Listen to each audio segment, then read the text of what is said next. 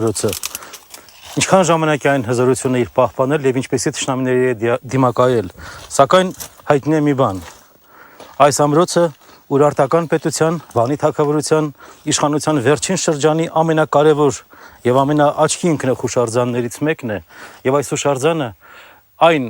լուր եւ վկա խորհրդանիշն է, թե ինչքան բարձր եւ մեծ է եղել հայկական լեռնաշխարհում մշակույթը մեր թվարկությունից առաջ 7-րդ դարի երկրորդ կեսին։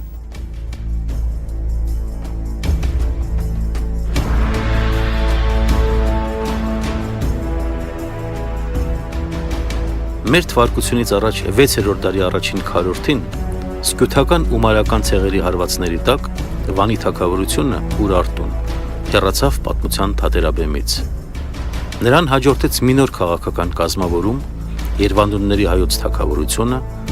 որն ամբողջապես ընդգրկեց իր նախորդի գրաված տարածքը եւ պատմական